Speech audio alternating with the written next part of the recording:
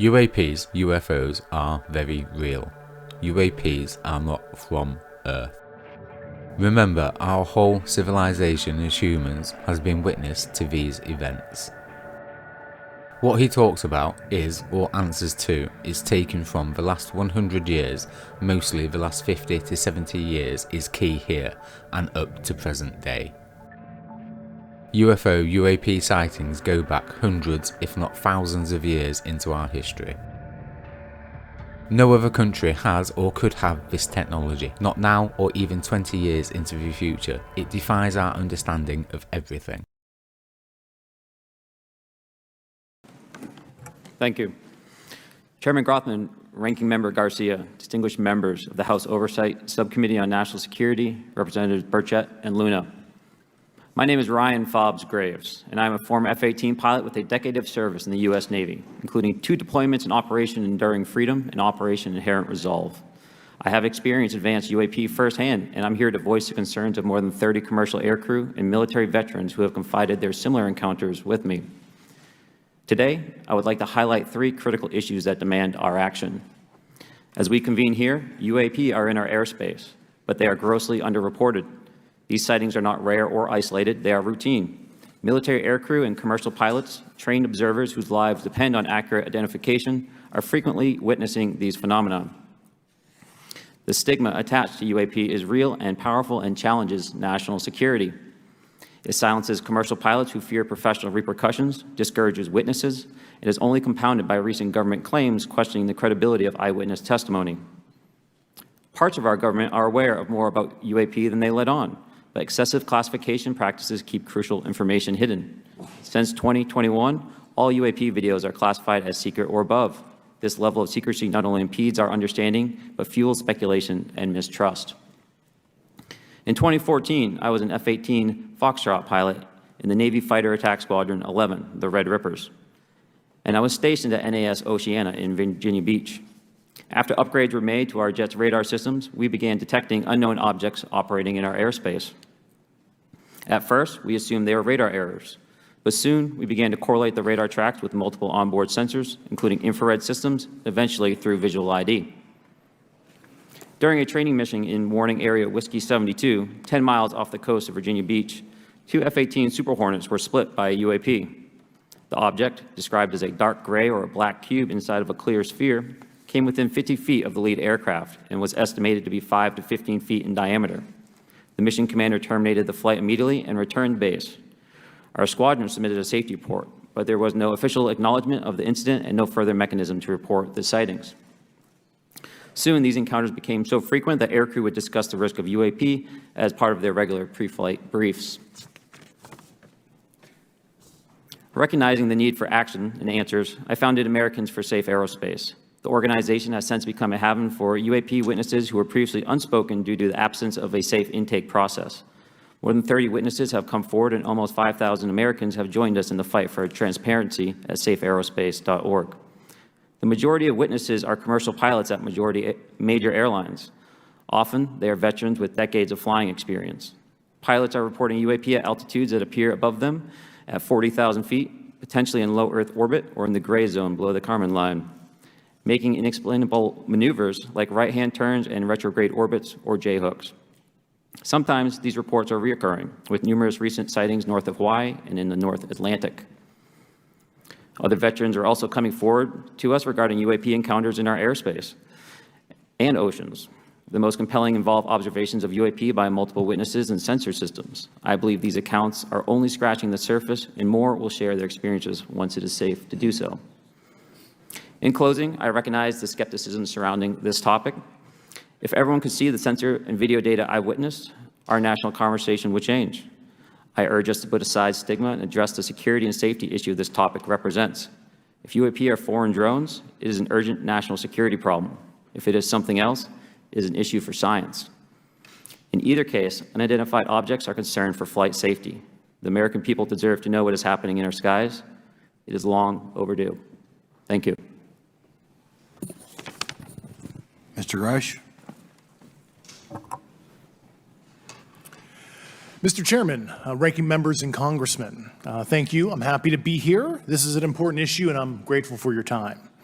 My name is David Charles Grush. I was an intelligence officer for 14 years, both in the U.S. Air Force, both active duty, Air National Guard, and Reserve at the rank of major, and most recently from 2021 to 2023, at the National Geospatial Intelligence Agency, NGA, at the GS-15 civilian level, which is the military equivalent of a full bird colonel. I was my agency's co-lead in unidentified anomalous phenomena and transmedium object analysis, as well as reporting to the UAP task force, UAPTF, and eventually, once it was established, the All-Domain Anomaly Resolution Office, AARO.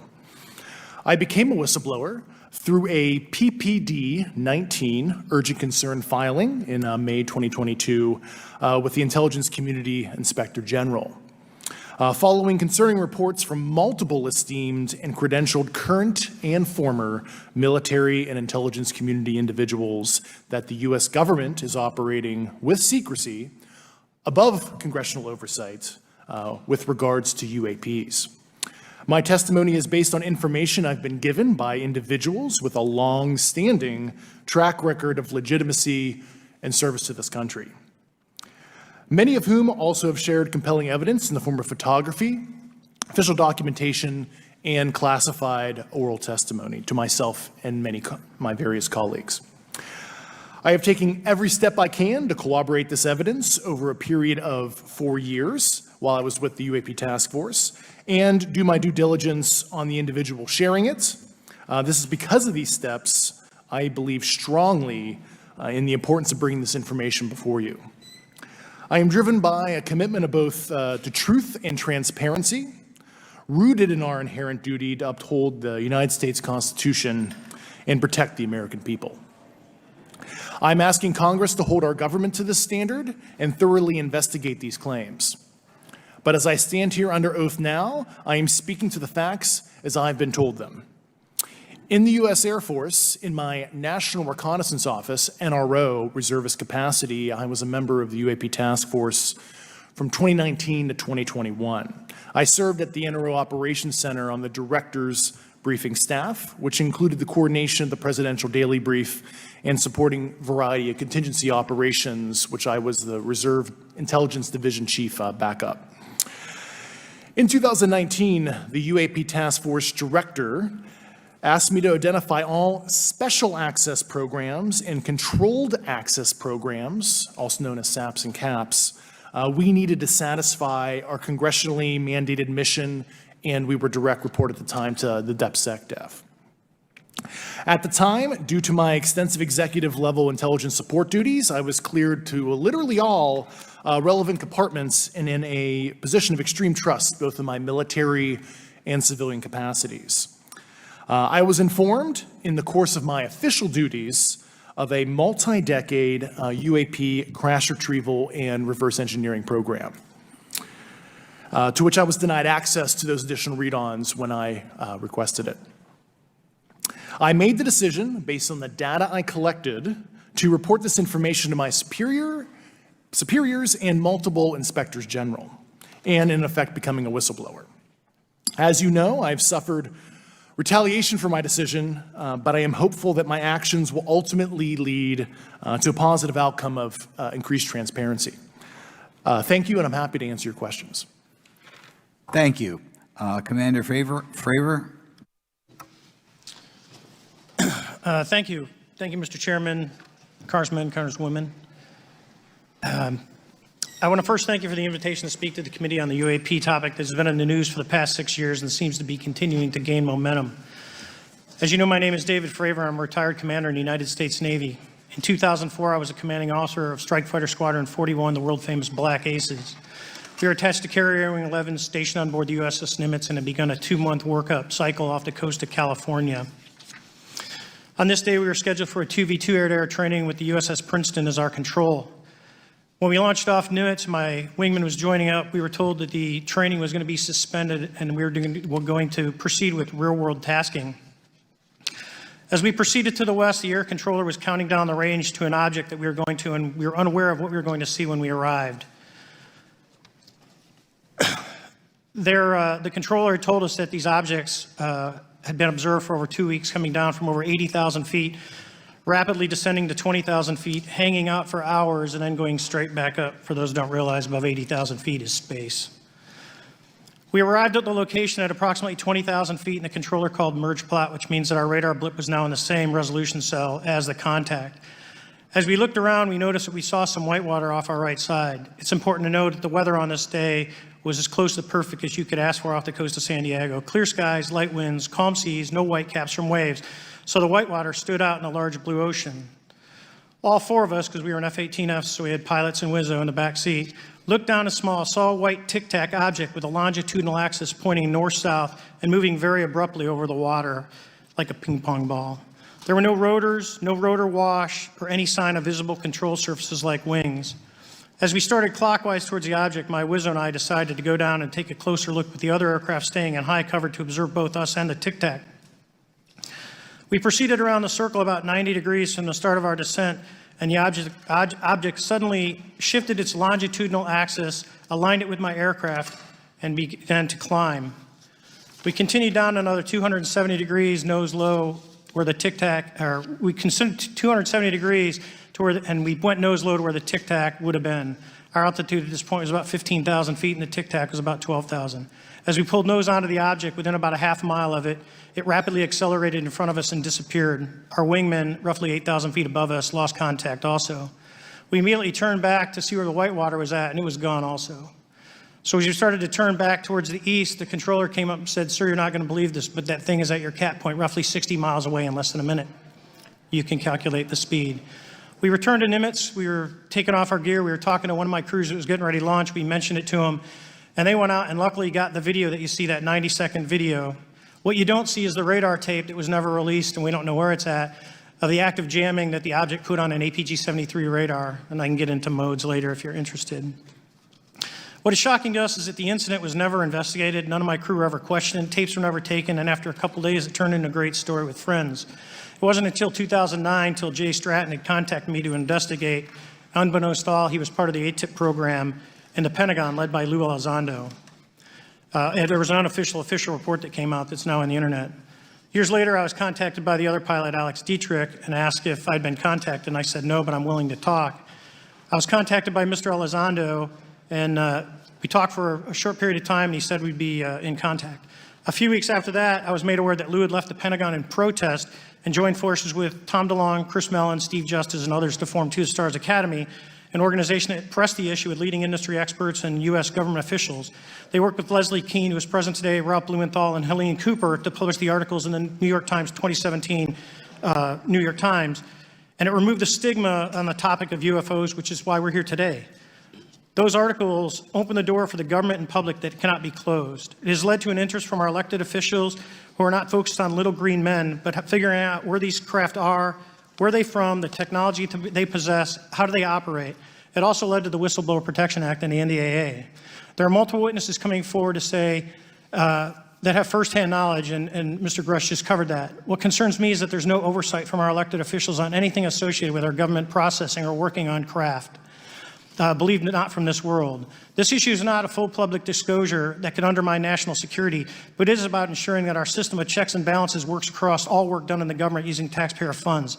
Relative to government programs, even unacknowledged WAVE programs have some level of oversight by the appropriate committee members in the House and Senate, and this work that is said to be occurring from whistleblower testimonies should not be exempt. In closing, I would like to say that the tic-tac object we engaged in 2004 was far superior to anything that we had on time, have today, or are looking to develop in the next 10 years.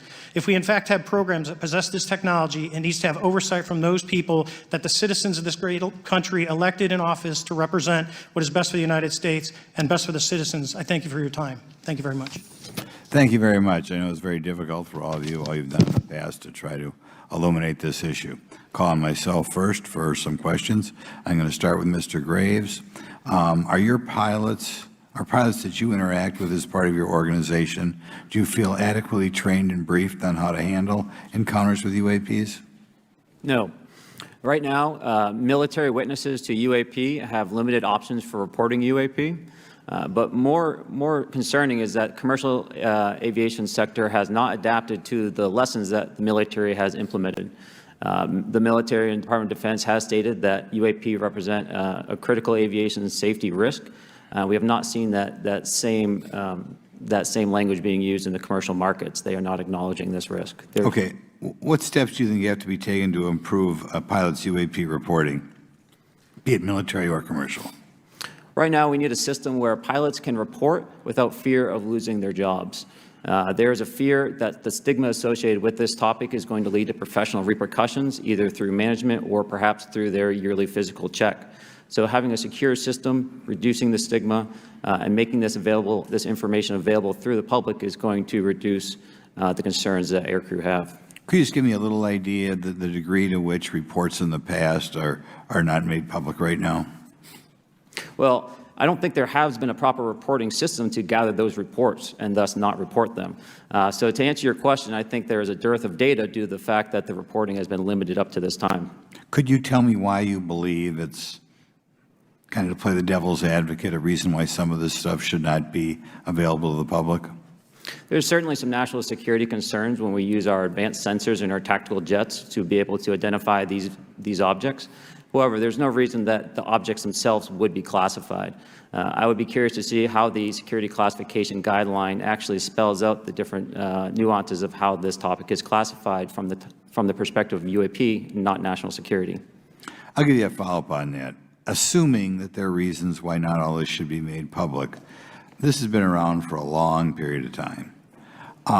Can any of the three of you think of any reason why anything related to UAPs, say 15 years and back, should not be immediately made public? I think one of it is acknowledging a vulnerability, both from a collection and I'll just say a countermeasure perspective. So it's that we haven't cracked for many years. Yeah. Even say 20 years back. Is there any reason why, when you go back that far, things shouldn't be made public? Unless it shows a specific national security vulnerability as it relates to a weakness in a particular defense system. Okay, Mr. Fravor, the TikTok incident that you were engaged occurred in 2004. What kind of reporting took place after that incident? None. We had a standard debrief where the backseaters went down to our carrier intel center and briefed what had happened, and that was it.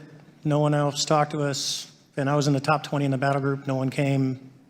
That captain was aware, the admiral was aware, nothing was done. Your commanding officers provide any sort of justification? No, because I was the commanding officer of the squadron, so no. Was this incident the only UAP event that you encountered while you were a pilot? Yes, it was.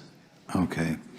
This is for any one of you. Based off of each of your experiences and observations, do you believe UAPs pose a potential threat to our national security? I'll do it. Yes, and here's why. The technology that we faced was far superior than anything that we had, and you could put that anywhere.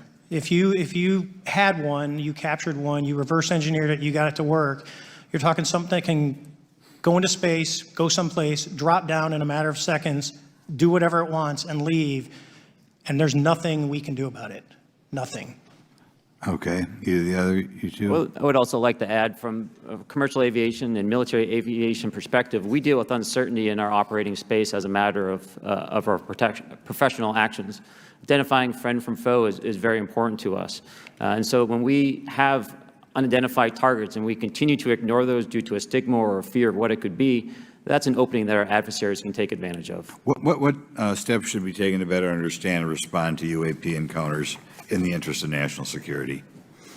There needs to be a location where this information is centralized for processing, and there needs to be a two-way communication loop so the operators on the front end have a feedback and can get best practices on how to process information, what to do, and to ensure that their reporting is being listened to. Right now, there is not a lot of back and forth. Mr. Grush, in your complaint to the Intelligence Community Inspector General, you claim that you believe information is being hidden.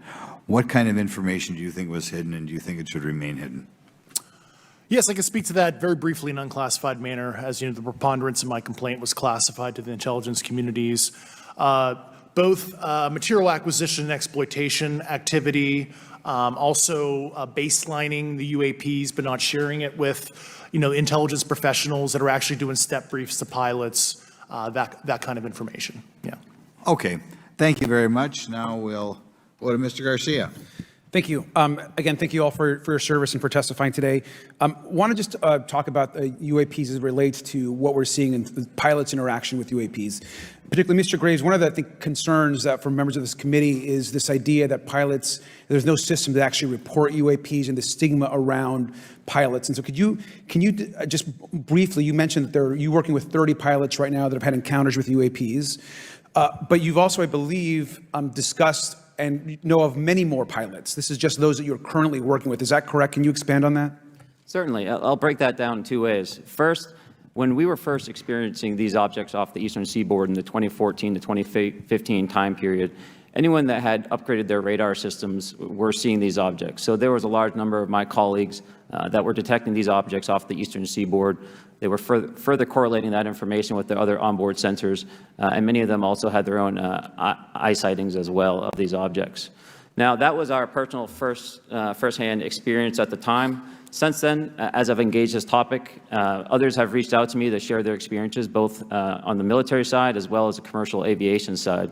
On the military aviation side, veterans that have recently got out have shared their stories and have expressed how the objects we were seeing in 2014, 2015 continued all the way to 2019, 2020, and beyond. And so it became a generational issue for naval aviators on the eastern seaboard. This was something we were briefing to new students. This is something that was included in the notice to airmen to ensure that there was no accidents.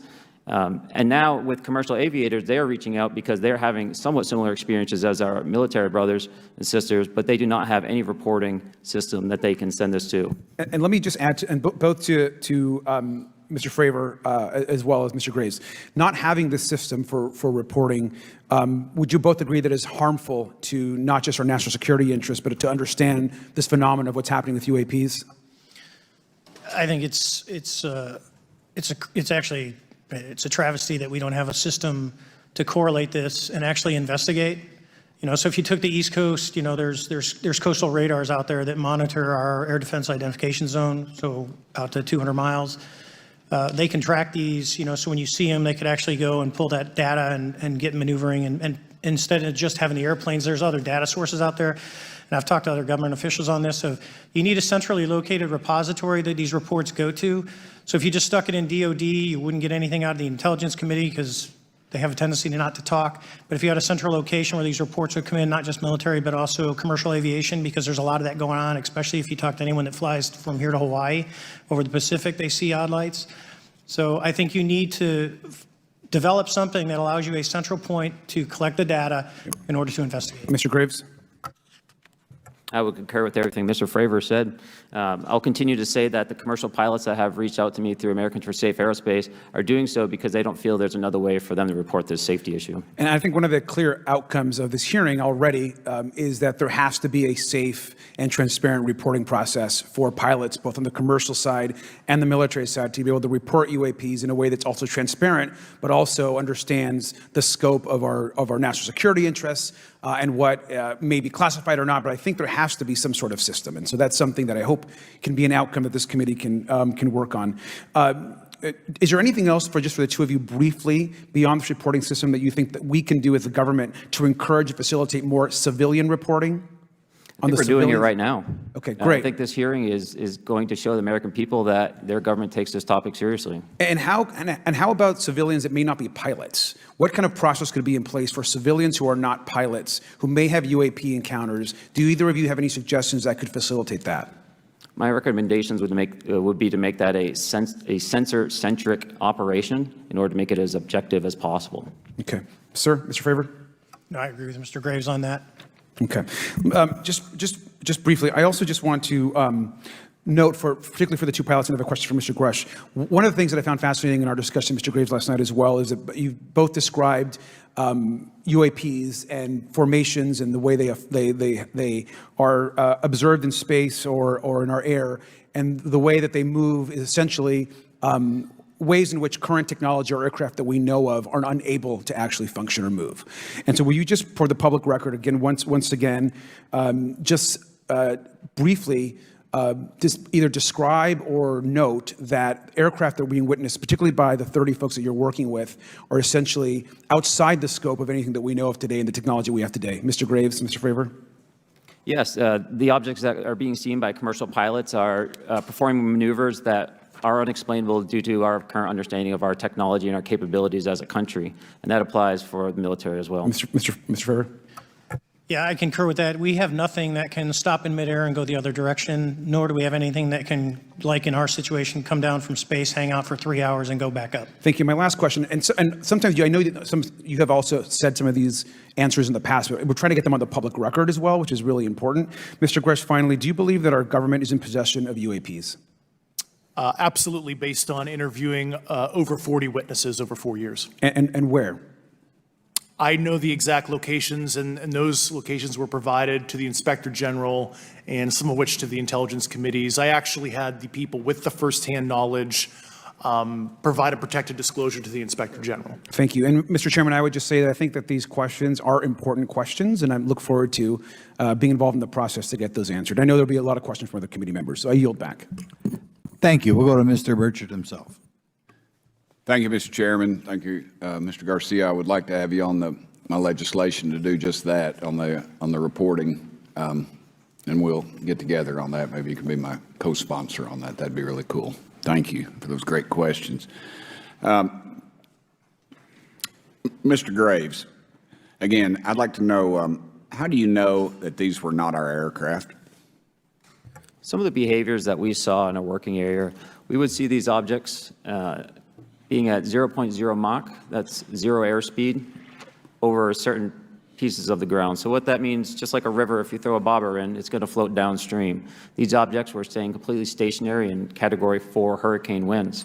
These same objects would then accelerate to supersonic speeds, 1.1, 1.2 Mach, and they would do so in very erratic and quick behaviors that I don't have an explanation for.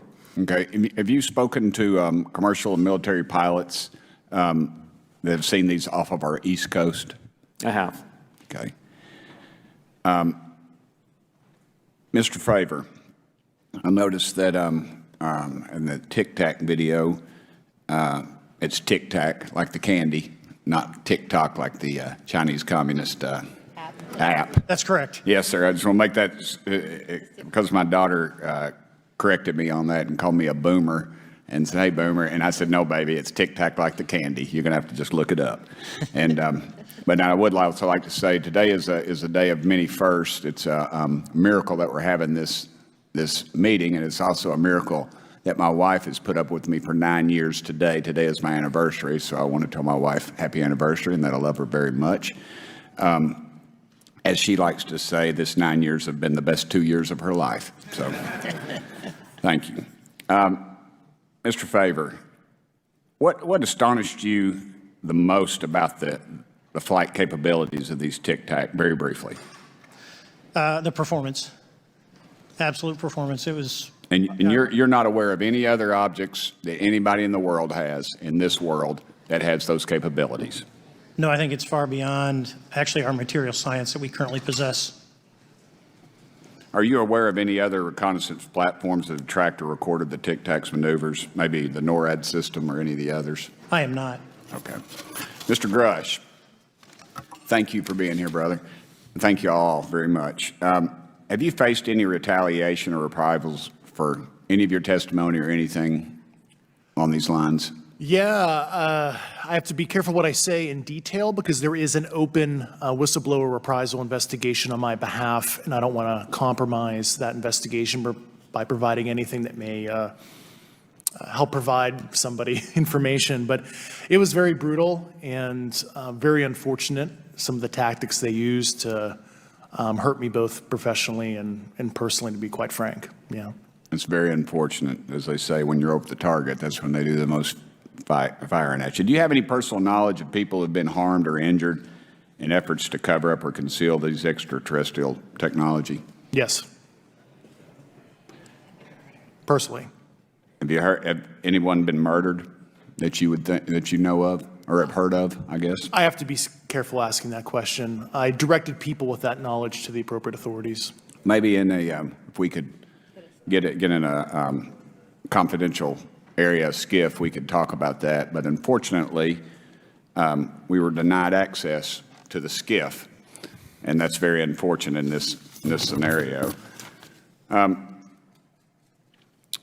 Mr. Favor, do you believe that you witnessed an additional object under the water in relation to your encounter? I will say we did not see an object. There was something there to cause the whitewater, and when we turned around, it was gone. So there was something there that obviously moved. Okay, it was not the same object though that you were looking at, correct? No, we actually joked that the Tic Tac was communicating with something when we came back, and because the whitewater disappeared. We were, in another instance, we're told about the capabilities of a jamming during viewing of when there were some people chasing some of these objects. Did you experience any of that jamming or interrupting your radar or weapons system? My crew that launched after we landed experienced significant jamming to the APG-73 radar, which was what we had on board, which is a mechanically scanned, very high-end system prior to the APG-79. And yes, it did pretty much everything you could do: range, velocity, aspect, and then it spit the lock, and the targeting pod is passive. That's what we were able to get the video on. I'm about to run out of time, but are you aware of any of our enemies that have that capability? No.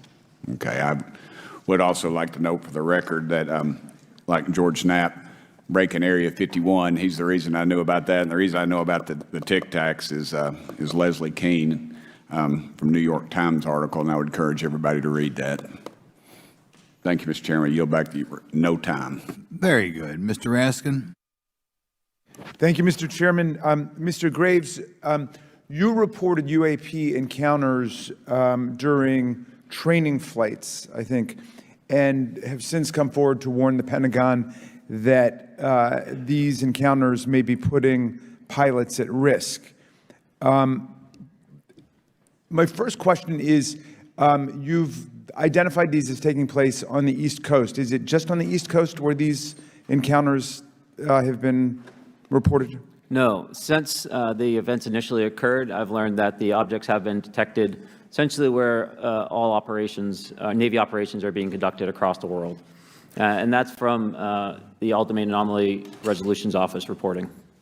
All right. Can you describe your experience after you decided to come forward and go public with your experience? Certainly.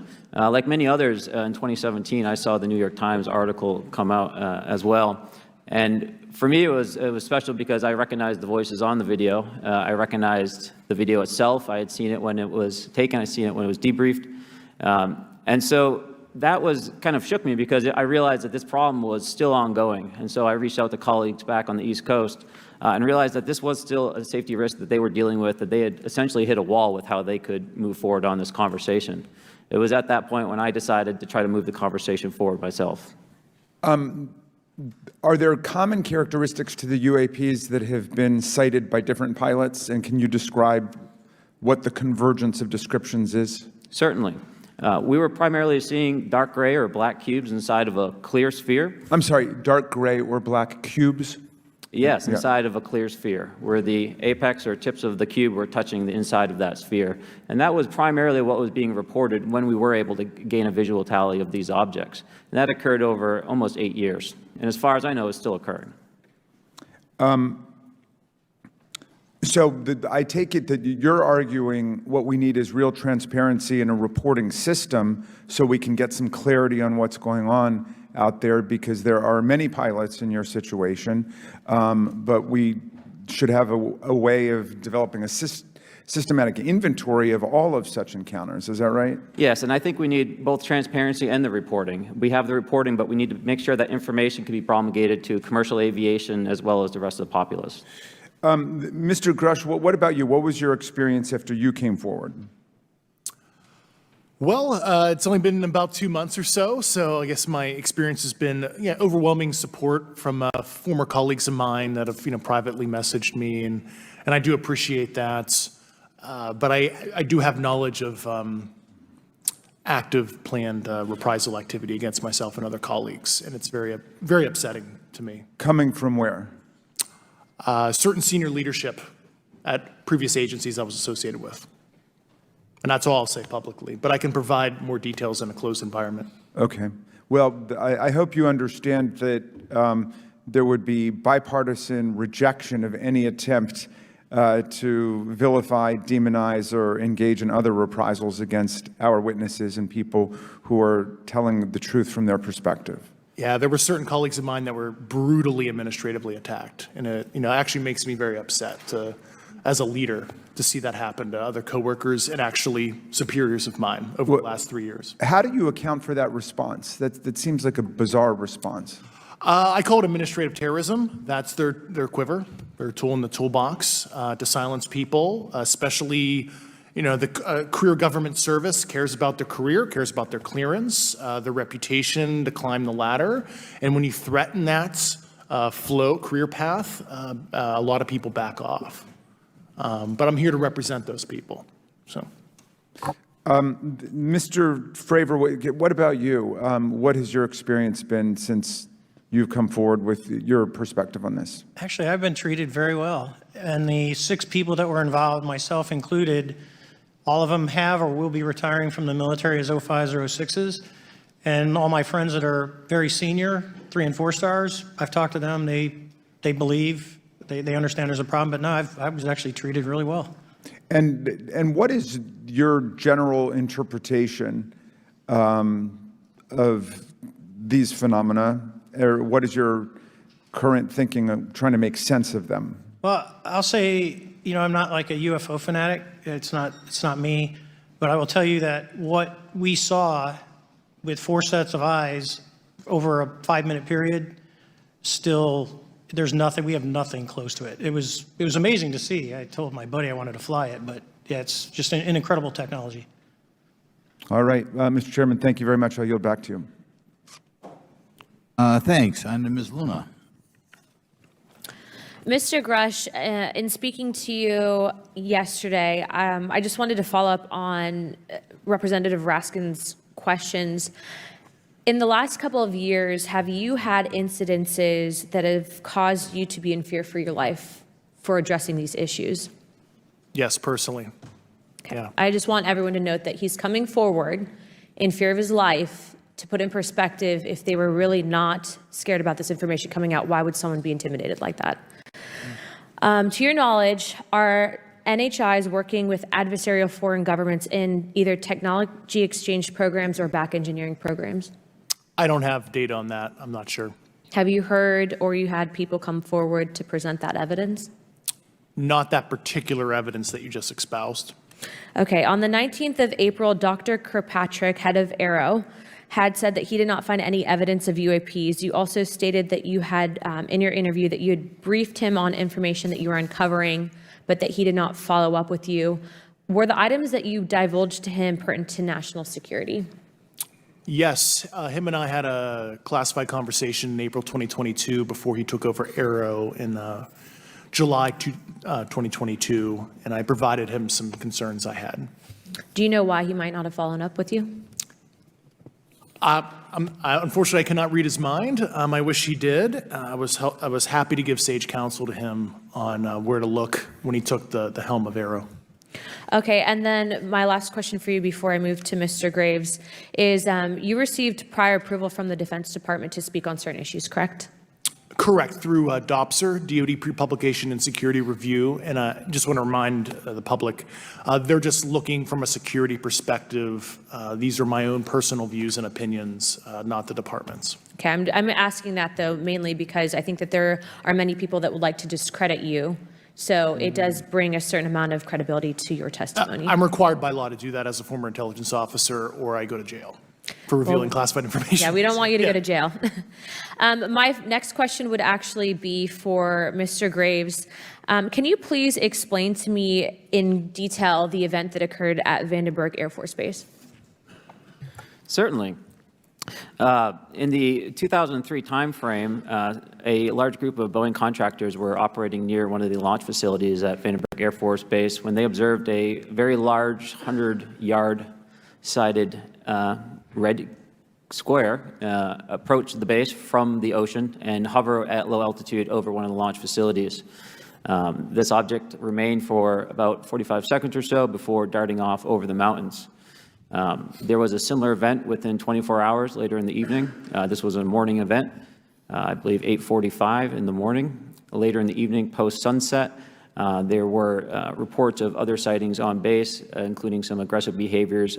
These objects were approaching some of the security guards at rapid speeds before darting off. And this is information that was received through one of the witnesses that have approached me at Americans for Safe Aerospace. Was this documented in any official form, whether it was a police blotter? Yes, they had official documentation and records from the event that the witness held over the years. And I'm not going to ask you to do it right now for time reasons, but you'd be able to sketch what was witnessed, correct? And have you seen that before on any other equipment and/or during your flight time? I have not seen what they've described. This object was estimated to be almost the size of a football field, and I have not seen anything personally that large. Okay, and then another question on follow-up referencing the gimbal video Go Fast incident. Can you just clarify, because to our understanding, the footage was actually cut off at a certain point, but what happens at the end of that video, just for those Americans specifically there that are wanting to know about the rest of that footage? Certainly. There was some uncertainty or instability with the object. It seemed to rock a bit, and that's the last I had seen of the video. Much of the data that I would recommend be analyzed would consist of radar data that would provide precise kinematics on the object, as well as the fleet of objects that were operating nearby. Okay, and follow-up, in regards to the reporting procedures that Mr. Garcia had addressed on, as well as Representative Burchett, with the FAA, to your understanding, pilots that are seeing this, commercial airline pilots, are they receiving cease and desist letters from corporations for coming forward with information in regards to safety for potential airline passengers? I have been made privy to conversations with commercial aviators who have received cease and desist orders. So the American public should know that corporations are putting their own reputations on the not the line, but ahead of the safety of the American people. And I think, would you agree with that statement? It appears so. Okay. And I guess this would be my last, I'm out of time. I yield. I'll be back. Good. Mr. Moskowitz. Thank you, Mr. Chairman. Gentlemen, let's talk about the laws of physics for a second. Mr. Graves and Commander Favor, I heard you talk about speed. When those objects broke the sound barrier, did they make a sonic boom? I was in a jet. You can't hear anything. It's kind of loud in there. Yeah, you're not able to actually personally tell within the vehicle. I will say the objects that we were seeing, they were spherical, and they were observed up to Mach 2, which is a very non-aerodynamic shape. What about G-forces? Let's talk about G-forces of those vehicles. Could a human survive those G-forces with known technology today? No. No, not for the acceleration rates that we observed. Okay. What about what they look like? How close did you get? Did you see a seam or a rivet or a section? And what I mean is, obviously, the jets you're flying have all those things. Did these objects have those? Do you want to go, Ryan? I didn't have the detail to be able to tell that. So we got within a half mile at Tic Tac, which people say that's pretty far, but in airplanes, that's actually relatively close. No, it was perfectly white, smooth, no windows, although when we did take the original FLIR video that is out there, when you put it on a big screen, it actually had two little objects that came out of the bottom of it. But other than that, no windows, no seams, no nothing. Mr. Grush, as a result of your previous government work, have you met with people with direct knowledge or have direct knowledge yourself of non-human origin craft? Yes, I personally interviewed those individuals. Mr. Grush, as a result of your previous government work, have you met with people with direct knowledge or have direct knowledge yourself about ATs, advanced technologies that the U.S. government has? Based on conventional advanced tech, I was briefed to the preponderance of the Defense Department's both space and aerospace compartmented programs, yeah. Do you have knowledge or do you have reason to believe that there are programs in the advanced tech space that are unsanctioned? Yes, I do. Okay. Yeah. And when you say that they're above congressional oversight, what do you mean? Complicated question. So there's, some, I would call it abuse here. So congressional oversight of conventional special access programs. So I'll use Title 10, so DOD as an example, right? So 10 U.S. Code Section 119 discusses congressional oversight of SAPs, discusses the DepSecDef's ability to waive congressional reporting. However, the Gang of Eight is at least supposed to be notified if a waived or waive bigoted unacknowledged SAP is created, and that's public law. Well, so that how does, I mean, I don't want to cut you off, but Yeah. how does a program like that get funded?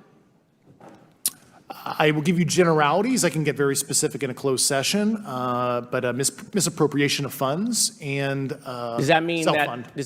that there is money in the budget that is said to go to a program, but it doesn't, and it goes to something else? Yes, I have specific knowledge of that. Yep. Do you think U.S. corporations are overcharging for certain tech they're selling to the U.S. government, and that additional money is going to programs? Correct, through something called IRAD. Okay. Satellite imagery.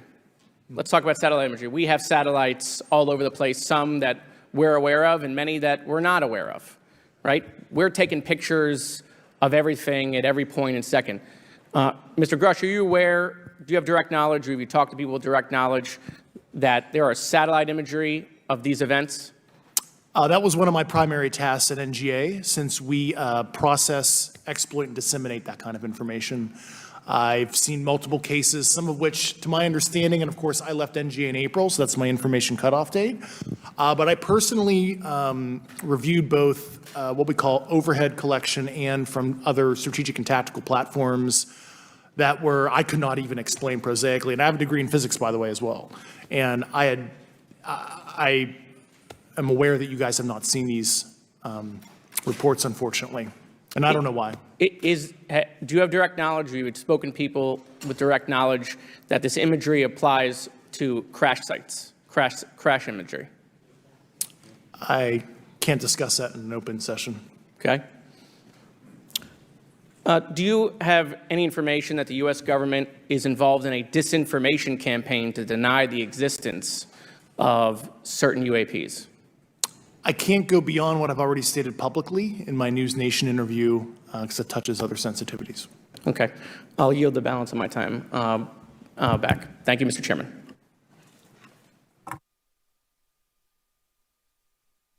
Ms. Fox? Thank you, Mr. Chairman, and I thank our witnesses for being here today. Mr.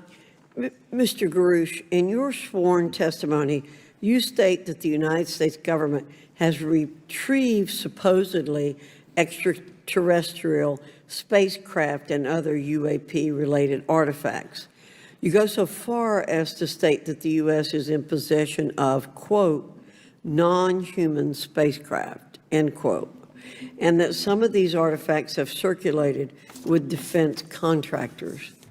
Several other former military and intelligence officials have come forward with similar allegations, albeit in non-public settings. However, Dr. Sean Kirkpatrick, the director of AARO, previously testified before Congress that there has been, and I quote, no credible evidence thus far of extraterrestrial activity or of, quote, off-world technology brought to the attention of the office. To your knowledge, is that statement correct? It's not accurate. I believe Dr. Kirkpatrick mentioned he had about 30 individuals that have come to Aero thus far. A few of those individuals have also come to Aero that I also interviewed, Okay. and I know what they provided Dr. Kirkpatrick and their team. Okay. I was able to evaluate Okay, that information. I need to go on. Sure. But my understanding that his statement is accurate, came from a direct quote. And this contradiction is a perfect example of why we need to inject transparency into our government. And for another example, look no further than the pitiful response to the Chinese spy balloon debacle earlier this year. You may remember the mass confusion that ensued when the balloon was first spotted over Montana, 4 days after it first entered U.S. airspace over Alaska. The Biden administration's initial inability to address the object grew into a continuous series of embarrassments. After news of the balloon reached the mainstream media, we were assured that the balloon posed no threat to our security. However, after the balloon was allowed to transit the entire continental United States, fighter jets were scrambled off the coast of South Carolina to shoot it down. This flip-flopping and obfuscation caused needless confusion, fear, and panic across the country. It's my hope, Mr. Chairman, that this sort of confusion will not be repeated. We should investigate the extent to which elements of our government possess or do not possess information that is of critical value to the American people. We owe it to the citizens of this nation to make sure that our government is transparent and accountable. We must make sure that our government provides answers, and Congress must do its duty to solicit those answers. With that, Mr. Chairman, I yield back. Yeah, Mr. Frost. Thank you, Mr. Chairman. In 2022, NASA announced that it was commissioning an independent study team to examine UAPs. The NASA team is comprised of scientists across different fields, as well as former astronauts and pilots. In May, the independent study team held at its first public meeting, which included the perspectives from NASA senior leaders, as well as perspectives from the Department of Defense and intelligence agencies. The NASA study team is also expected to release its first report pretty soon, and I think it's safe to say that we all eagerly await its results. Mr. Graves, how might NASA's research influence the commercial industry regarding safety in UAP? I think NASA has a big role to play as far as commercial aviation safety, and it's one of their original charges as an organization. One of the recommendations that have been put forward is to utilize their existing aviation safety reporting system to serve as a short-term fill and trusted platform for pilots that want to report on UAP. It also has built-in analytics capability and is funded by Congress. Gotcha. And also, Mr. Graves, are there any other industries that may be influenced by the NASA research on UAPs? And if so, how so? Well, I think there is a large swath of commercial capabilities that could be brought to bear on this topic, from space-based or ground-based sensor systems that are available open source or through commercial marketplaces. And I think NASA's work, as they work to identify and highlight specific parameters that can be found, we can take that information and promulgate this through the public sector so that we can have a more open conversation about what we're seeing. Yeah, you know, in 2020, the Department of Defense released several videos of UAPs, including Mr. Freyer's experience, U.S. Navy pilots that recorded footage. In 2021, the Office of the Director of National Intelligence released a preliminary report on UAP events. NASA Administrator Bill Nelson stated that NASA would begin to investigate these events.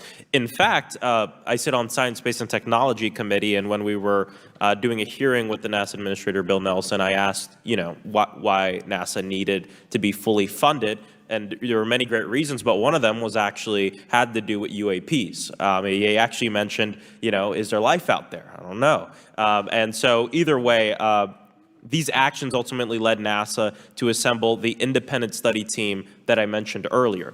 Also in 2021, Harvard University stood up the Galileo project to research and examine the origins of UAP. So it seems like both, you know, from NASA and in the higher education community, because of the work that y'all have done and people standing up, you know, I think we're seeing some of that stigma slowly going away. Mr. Freyer, do you believe that military pilots feeling empowered to share their UAP experiences has directly impacted the scientific community's research goals on this topic? I would say yes. I would say that, you know, starting in 2017, when it actually came out, it took that stigma away. I mean, I've talked to multiple senators who said prior to that, if you'd have mentioned UAP, you'd have been laughed off the hill. And now we're sitting here today for a public testimony on what's actually going on. You know, I'm hoping that this curve will be more of an exponential and we'll get more and more transparent to the level that we can. Yeah, yeah, I mean, it's important. I couldn't imagine, you know, I'm not a pilot, but I used to fly gliders in Civil Air Patrol. Huh? Yeah. Pilot? I mean, you know. And so either way, I mean, I couldn't imagine, you know, being in the glider and seeing something and then not feeling like I had the agency to talk about it. Mr. Graves, can you discuss the importance of seeking scientists to sit on your advisory board? Absolutely. I think ultimately this is going to be a scientific problem. And not only that, it's also an engineering problem. I've been working with the American Institute of Aeronautics and Astronautics to help them stand up a UAP integration committee to help integrate their engineering prowess into this problem. And so, yes, very much, I think this is an engineering and scientific problem as much as a national security problem. And how might Congress help to facilitate partnerships between the scientific community and the UAP focus groups within government? Well, I think one of the things they can do is to have these types of hearings to communicate to the public that this is a topic of interest. I think that there is a pseudo market, if you will, of interested capabilities and talent that want to approach this topic. And we're seeing that start to grow now. So I think continued conversation, reduction of stigma is going to allow that to flourish and allow answers to help generate themselves. 100%. Well, thank you all for being here, and thank you for your work. I think it's important that we keep our top scientific minds focused on this issue and look for ways to increase collaboration. Thank you so much. I yield back. Mr. Comer. Thank you, Mr. Chairman. Let me say I want to thank you for having this hearing, and I want to thank Mr. Burchett, Ms. Luna for leading this hearing. And with that, I yield my 5 minutes to Mr. Burchett. Thank you, Mr. Chairman. I'm going to direct this, I believe, to Mr. Grush, but if any of you all feel like you need to jump in, just jump right in. We're good. Has the U.S. government become aware of actual evidence of extraterrestrial, otherwise unexplained forms of intelligence? And if so, when do you think this first occurred? I like to use the term non-human. I don't like to denote origin. Keeps the aperture open, both scientifically. Right. Certainly, like I've discussed publicly previously, 1930s. Okay. Can you give me the names and titles of the people with direct firsthand knowledge and access to some of this crash retrieval, some of these crash retrieval programs, and maybe which facilities, military bases that the recovered material would be in? And I know a lot of Congress have talked about we're going to go to Area 51 and, and there's nothing there anymore anyway. It's just, and we move like a glacier. And as soon as we announce it, I'm sure the moving vans would pull up, but please. I can't discuss that publicly, but I did provide that information both to the Intel committees and the Inspector General. And we could get that in the SCIF if we were allowed to get in a SCIF with you. Would that be probably what you would think? Sure, if you had the appropriate accesses, yeah. What special access programs cover this information, and how is it possible that they have evaded oversight for so long? I do know the names. Once again, I can't discuss that publicly and how they've evaded oversight. In a closed setting, I can tell you the specific tradecraft used. All right. When do you think those programs began, and who authorized them? I do know a lot of that information, but that's something I can't discuss publicly because of sensitivities. All right. If any of y'all want to jump in on any of this, you're more than welcome to. What level of security clearance is required to fully access these programs? Well, anybody who has... and I say that because myself, Representative Gates and Representative Luna were basically turned away at one point at Eglin. So please go right ahead. Certainly difference between member access and say somebody like me, but anybody who has a TSSCI clearance and meets the eligibility criteria, the access adjudicative authority should be able to grant you access. Mr. Burchett, if you'll yield, so just to put a fine point on that, there's nothing that you're aware of that's above special access program classification. It's a misnomer that there's anything actually above top secret. Executive Order 13526 delineates the classification levels. Right, but I draw a point on that because we can have access to those programs, and so the notion that we're not being given that access sort of defies our typical muscle memory here in Congress. Thank you, Mr. Burchett. I'll yield back to you. Thank you, Mr. Gates.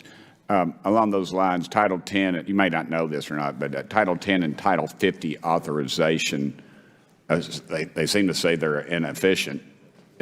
So who gets to decide this, in your opinion, in the past? It's a group of career senior executive officials. Okay, are they government officials? Both in and out. Do what? Both in and out of government, and that's about as far as I can go there. Yeah. All right, well, that leads to my next question. Which private corporations are directly involved in this program? How much taxpayer money has been invested in these programs, to your knowledge? I mean, we know we audit the Pentagon every year, and I've been here 5 years, and they failed the dadgum thing every year. They lose over $1 billion a year, we think, and I've told the Department of Defense maybe 60% of their assets are unaccounted for, whatever the heck that means. In the public sector, you go to jail for that kind of crap. So tell me. Yeah, I know when I'm $1 off of my DTS travel voucher, I get hammered, but it seems like it doesn't work the other way, If you right? sell over Yeah. if you sell over $600 worth of stuff on eBay, now you get a call from the IRS. So please, what corporations? Yeah, I don't know the specific metrics towards the end of your question. The specific corporations I did provide to the committees in specific divisions, and I spent 11 and a half hours with both Intel committees. So. Okay, has there been an active U.S. government disinformation campaign to deny the existence of unidentified aerial phenomena? And if so, why? I can't go beyond what I've already espoused publicly about that.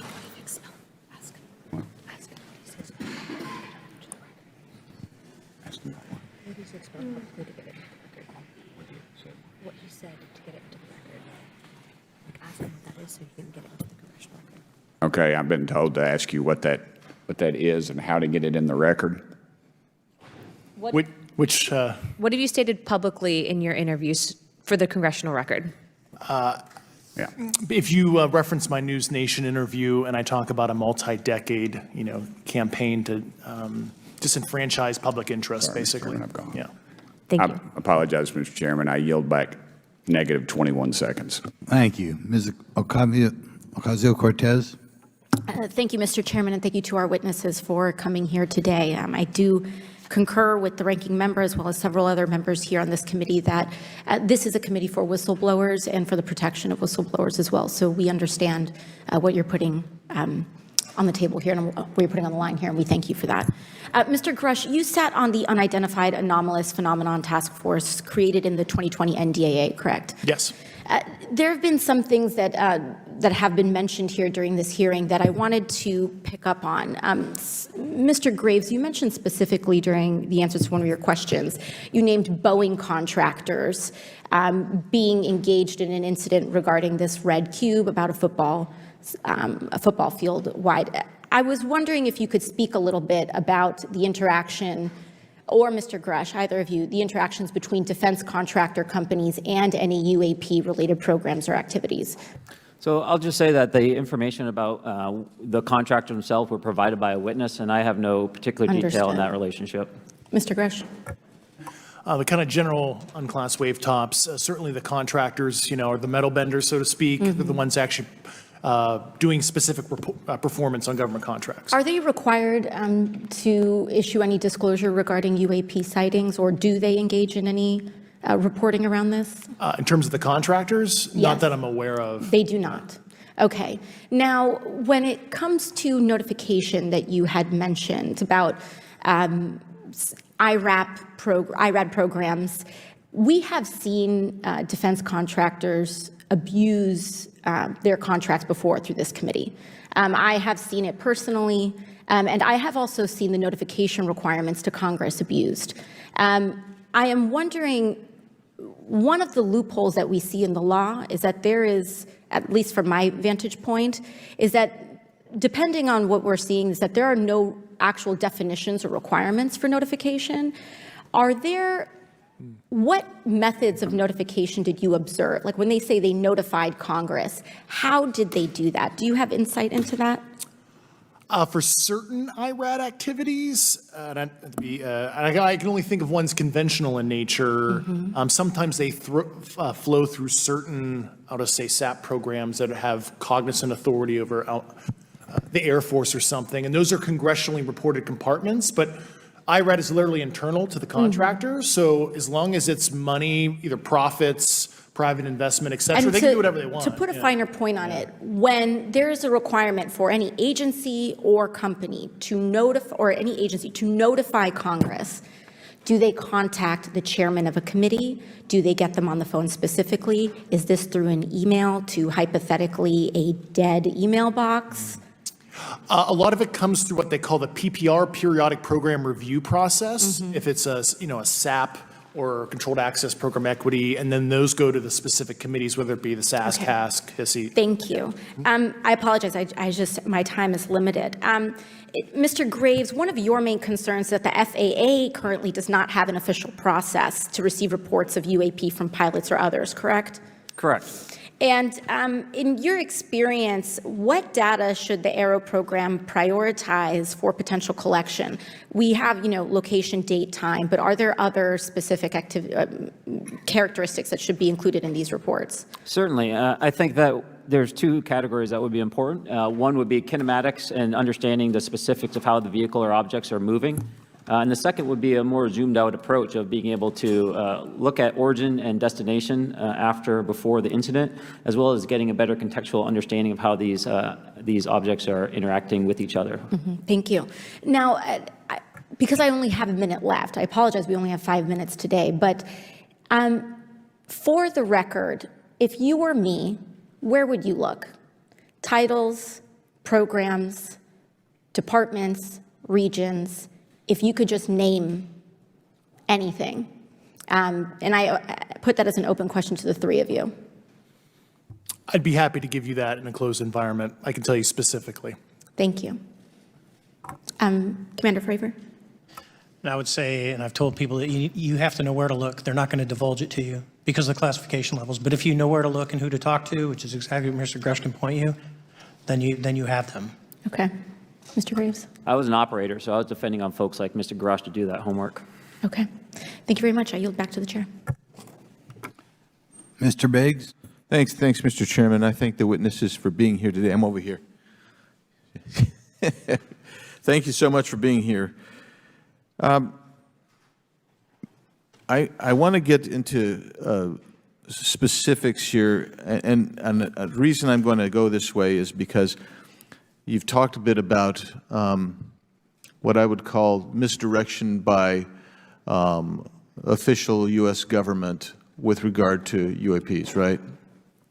And so I'm going to get to that in a second. But last week, White House NSC spokesman John Kirby stated that UAPs are having an impact on our training ranges and need to be treated as a legitimate issue. Do you concur with his statements? That's for each of you. Yes. Yes. Yes. Okay.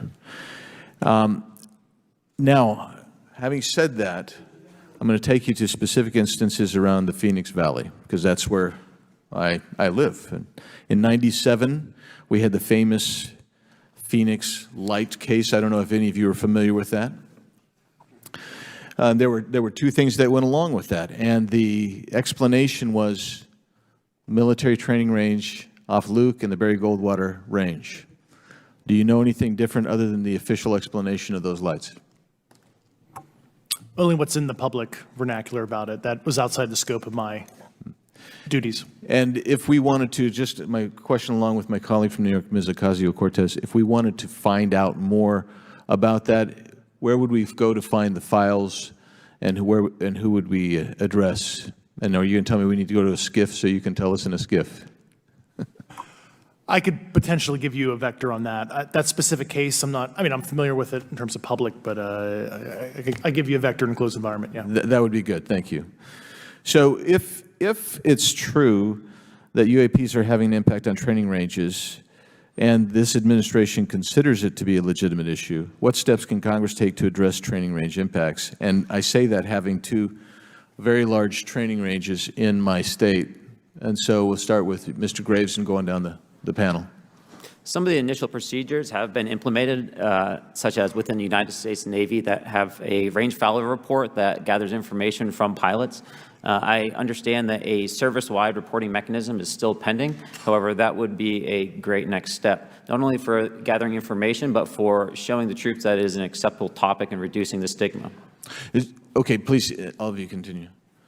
Yeah, as a recipient of a lot of those training range reports, sometimes we only get contextual kind of oral reporting. It'd be nice if they attached all sensor data and there's a system in place that can handle multiple classifications of data. And that's an issue with the F-35, right? That jet was never built to be an ISR platform. And it's a pain in the, we'll just say butt, to get that data off. So, yeah. Great. Thank you. Yeah, I would agree with the previous two. Being a user of those training ranges, that the data has to be out there. You have to acknowledge that you're seeing them, and then you have to collect the data. Right now, you get the report, someone says, I saw something, but no one collects the radar data to back it up and do research. Okay. Do you believe that the 2019 classification guidelines for UAPs interferes with the federal government's ability to be transparent with the American people? And do you think we need to be more transparent with the American people? All of you, yeah. I'll say yes to that. Yeah, I'm familiar with at least the UAP Task Force 2019 Security Classification Guide. I think it's fair. I did actually help author that with the director. You got a bias that way then. But I will say, I'll call it a lazy attitude about declassifying videos. I mean, I've seen some of the videos of the recent shoot down, and I saw no reason that couldn't have been released as long as they mask some data. The American people deserve to see that imagery in full motion video. I would think, well, in my opinion, I will say things are overclassified. I know for a fact the video or the pictures that came out in the 2020 report that had the stuff off the East Coast, they were taken with an iPhone off the East Coast. A buddy of mine was one of the senior people there, and he said they were originally classified at TSSCI. And my question to him was, what's TSSCI about these? They're an iPhone literally off the vacapes. That's not TSSCI. So they're overclassified, and as soon as they do that, they go in a vault, and then you all have to look for them. Yeah, so with the overclassification, that may be one way. Are there other ways that the DOD or intelligence agencies are keeping this information from the American people or even from Congress? I think part of that has been not encouraging reporting. If the problem is not something that can be measured, it's not something that's going to be fixed. Okay. Very good. Well, I'm out of time, and I thank you, Mr. Chairman, and I yield back. First of all, without objection, Representative Nick Langworthy of New York has waived on the subcommittee for purpose of questioning witnesses at today's subcommittee hearing. And then we go to Mr. Burleson. Thank you, Mr. Chairman. Appreciate you guys coming out today, testifying. Look, I've been here for 6 months, and I'm pretty skeptical. I don't trust anything in this town. And so I think that's because I'm from Missouri. You've got to show me, right? With that being said, there's been a lot of things that have been said in the public, Mr. Grush, and so I want to get down to, if we can, some specifics, right? So at one point you had said that there has been harmful activity or aggressive activity. Has any of the activity been aggressive, been hostile in your reports? I know of multiple colleagues of mine that got physically injured. And the activity, and I got by UAPs or by people within the federal government? Both. Okay, so there has been activity by alien or non-human technology and or beings that has caused harm to humans. I can't get into the specifics in an open environment, but at least the activity that I personally witnessed, and I have to be very careful here because they tell you never to acknowledge tradecraft, right? So what I personally witnessed myself and my wife was very disturbing. Okay. One of my constituents actually sent this next question, and I figured I'd ask it since I had the same thought. You've said that the U.S. has intact spacecraft. You said that the government has alien bodies or alien species. Have you seen the spacecraft? I have to be careful to describe what I've seen firsthand and not in this environment, but I could answer that question behind closed doors. Yeah. And have you seen any of the bodies? That's something I've not witnessed myself. Okay, and so with that being said, and the other statement that has been made that was intriguing to me it's intriguing because my view has been that we are billions of light years away from any other system. And the concept that an alien species that's technologically advanced enough to travel billions of light years gets here and somehow is incompetent enough to not survive Earth or crashes is something that I find a little bit far-fetched. And with that being said, you have mentioned that there's interdimensional potential. Could you expound on that? Yeah, to answer your first question, and I'm here as a fact witness and expert, but I will give you a theoretical framework, at least to work off, to kind of espouse crashes. regardless of, your level of sentience, right? Planes crash, cars crash, n number of sorties, however high, a small percentage are going to end in, mission failure, if you will, as we say in the Air Force. And then in terms of multidimensionality, that kind of thing, the framework that I'm familiar with, for example, is something called the holographic principle. It derives itself from general relativity and quantum mechanics, and that is, if you want to imagine a 3D object such as yourself casting a shadow onto a 2D surface, that's the holographic principle. So you can be projected, quasi-projected from higher dimensional space to lower dimensional. It's a scientific trope that you can actually cross, literally, as far as I understand, but there's probably guys with PhDs that we could probably argue about that. But you have not seen any documentation that that's what's occurring? Only a theoretical framework discussion. Yes. Okay. Okay. Occam's razor is that these aircraft, have they been identified that they are being produced by domestic, military and contractors? Is there any evidence that that's what's being recovered? Not to my knowledge, plus the recoveries predate a lot of our advanced programs that I previously am witting of, so. Would it be safe to say that there could be a scenario today where you have an aircraft that crashes and because it's been involved in one program from one federal agency, and but the agency that retrieves it is not aware of that program, and to them it appears alien in origin? I mean, that's a hypothetical situation. I'm not aware of any historical situation that would match that you described. So you're not aware? It has not happened that you're aware of? That I'm aware of. Thank you, Mr. Chairman. I yield back.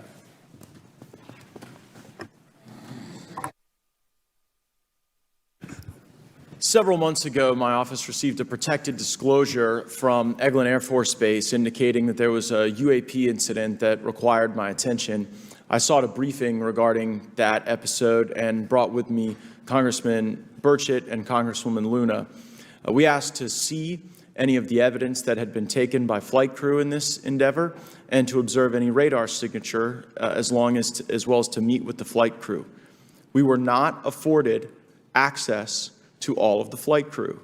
And initially, we were not afforded access to images and to radar.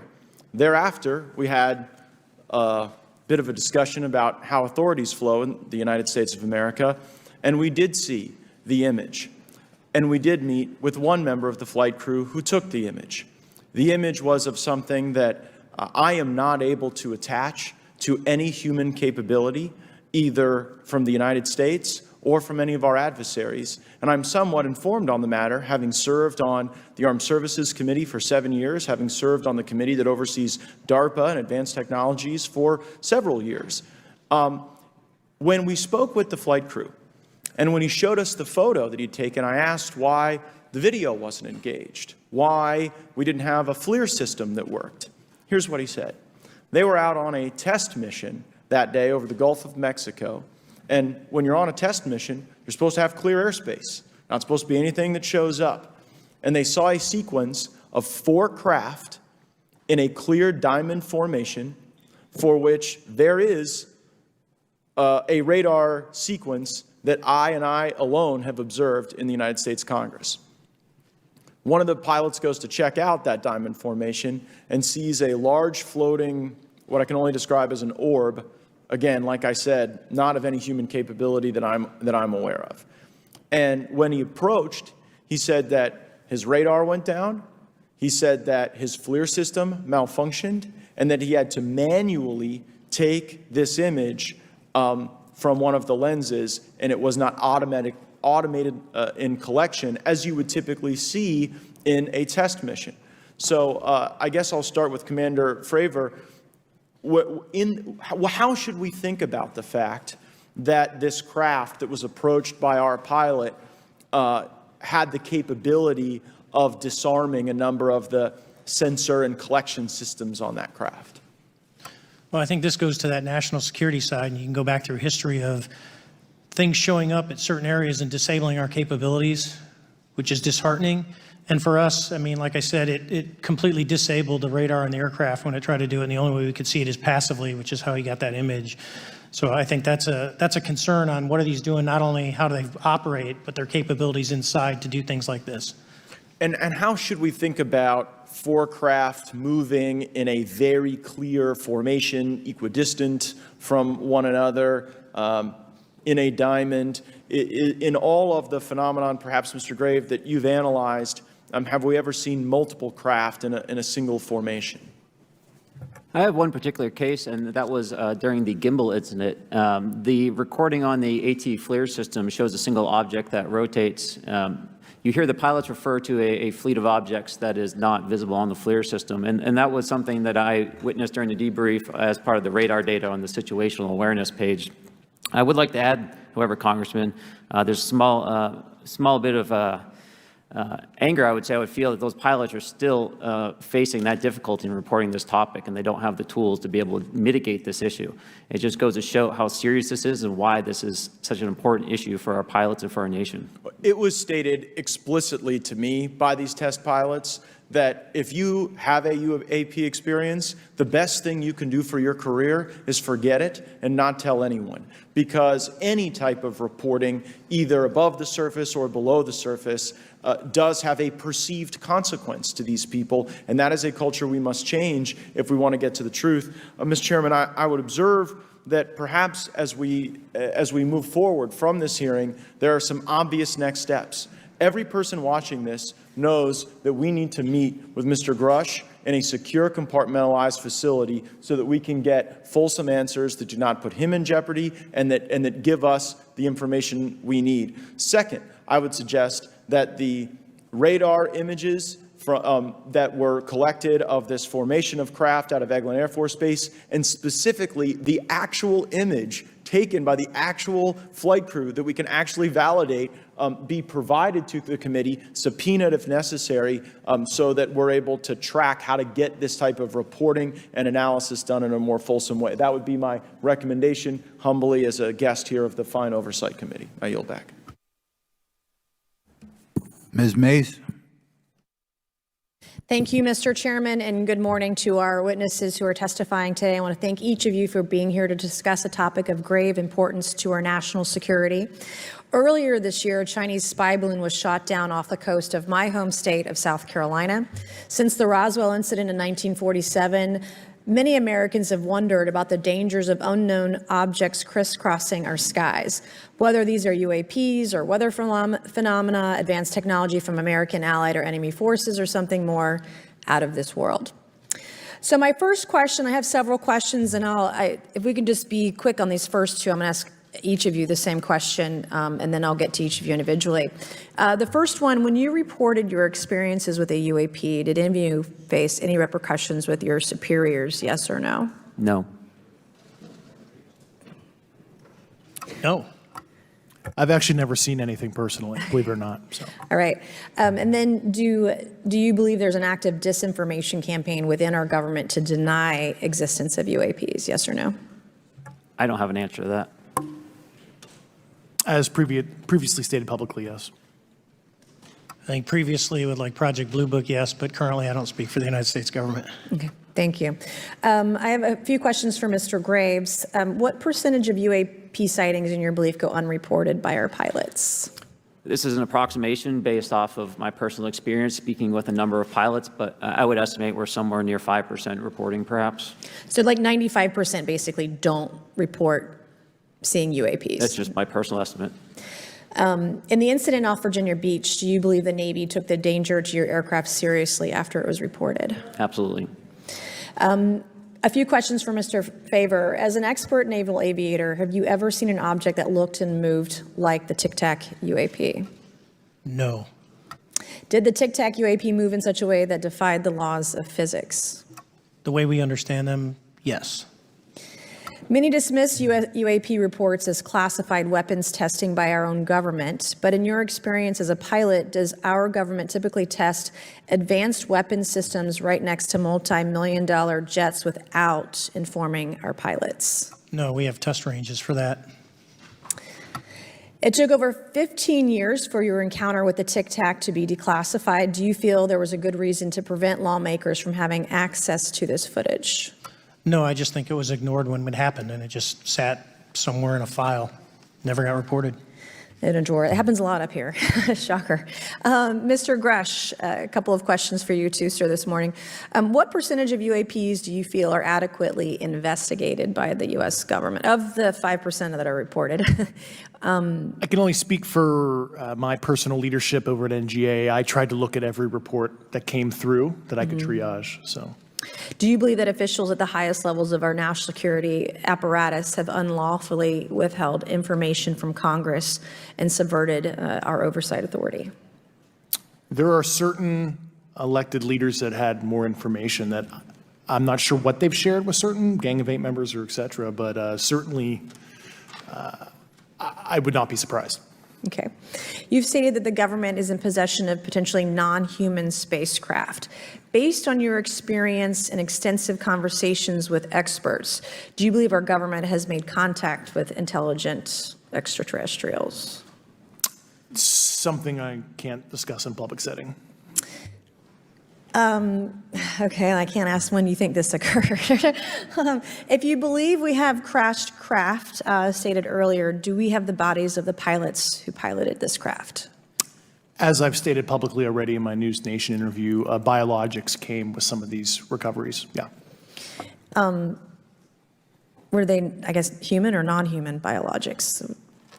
Non-human, and that was the assessment of people with direct knowledge on the program I talked to that are currently still on the program.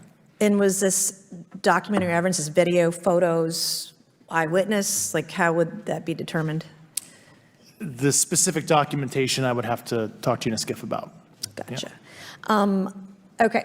So, and you may or may not be able to answer my last question, and maybe we get into a skiff at the next hearing that we have, but who in the government, either what agency, sub-agency, what contractors, who should be called into the next hearing about UAPs, either in a public setting or even in a private setting? And you probably can't name names, but what agencies or organizations, contractors, et cetera, do we need to call in to get these questions answered, whether it's about funding, what programs are happening, and what's out there? I can give you a specific cooperative and hostile witness list of specific individuals that were in those. And how soon can we get that list? I'm happy to provide that to you after the hearing. Super. Thank you. And I yield back. Okay, now we have Mr. Langworthy. Is he here? Okay. Thank you very much. I'd like to thank all of the witnesses for being here today to discuss this very unique topic. And I'd like to jump right into my questions, if you don't mind. Commander Fravor, can you briefly describe your background? Yeah, I was an enlisted Marine, Naval Academy graduate, Navy, flew for 18 years, got a master's from University of Houston, and I've worked in the private sector for the last, 16 years, 17 years. I do a lot of defense work. So Really gold-plated credentials. Commander Fravor, we have all seen the floating Tic Tac video that you engaged with on November 14th, 2004. Can you briefly talk about why you were off the coast of San Diego that day? yeah, we were at a workup with all the battle groups. So we integrate the ships with the carrier, the air wing with the carrier, and we start working. So we were doing an air-to-air defense to hone not only our skills, but those of the USS Princeton when they had been tracking them for 2 weeks. The problem was that there was never manned aircraft airborne when they were tracking them. And this was the first day. And unfortunately, we were the ones airborne and went and saw it. Do you remember the weather that day? Was it cloudy or windy or anything out of the ordinary on the Pacific coast? It was actually, if you're familiar with San Diego, it was a perfect day. Light winds, no whitecaps, clear skies, not a cloud. It was, for flying, it was the best. Now, is it true that you saw, in your words, a 40-foot flying tic-tac shaped object? That's correct. Or for some people that can't know what a tic-tac is, it's a giant flying propane tank. Fair enough. Did this object come up on radar or interfere with your radar or the USS Princeton? The Princeton tracked it, the Nimitz tracked it, the E-2 tracked it. We never saw it on our radars. Our fire control radars never picked it up. The other airplane that took the video did get it on a radar. As soon as it tried to lock it, it jammed the radar, spit the lock, and he rapidly switched over to the targeting pod, which you can do in the F-18. From what you saw that day and what you've seen on video, did you see any source of propulsion from the flying object, including on any potential thermal scans from your aircraft? No, there's none. There's no IR plume coming out, and Chad, who took the video, went through all the EO, which is black and white TV, and the IR modes, and there's no visible signs of propulsion. It's just sitting in space at 20,000 feet. In your career, have you ever seen a propulsion system that creates no thermal exhaust? No. Can you describe how the aircraft maneuvered? Abruptly, very determinate. It knew exactly what it was doing. It was aware of our presence, and it had acceleration rates. I mean, it went from 0 to matching our speed in no time at all.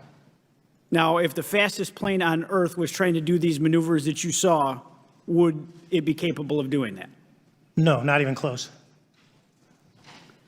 And just to confirm, this object had no wings, correct? No wings. Now, was the aircraft that you were flying, was it armed? No, never felt threatened at all. If the aircraft was armed, do you believe that your aircraft or any aircraft in possession of the United States could have shot the Tic Tac down?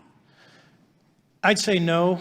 Just on the performance, it would just left in a split second. It looks like that we have a problem here that needs further investigation. Yes.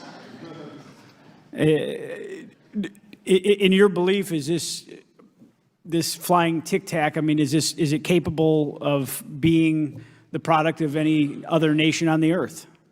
No, like I said earlier, I think it defies current material science and the ability to develop that much propulsion. And I know there's been some physicists that have done calculations, which is beyond anything that we have. Well, either the United States has an adversary here in this world that we don't know, or we really have some serious investigations to do. I really appreciate you being here. Is there anything else about the November 14th, 2004 incident that you think is important for this committee to know that you haven't been asked here today? No, it's been said it's probably the most credible UFO sighting in history based on all the sensors that were tracking it, and then for us to get visual and to go against the naysayers that it's something on the screen or whatever. I mean, there's 4 sets of human eyeballs. We're all very credible. Of the 6 of us that were involved in the thing, including the video, every one of us is going to do 20 plus years in the military in very responsible positions. So I would say the world needs to know that. It's not a joke. Well, thank you very much for your testimony here today for all of you, and I yield back, Mr. Chairman. Mr. Ogles. Thank you, Mr. Chairman, and thank you all for being here and the courage it took to come forward and again, the sacrifice that each of you have made. I serve on the National Security Subcommittee for the Financial Services Committee, so I really want to stay in the national security lane, if I may.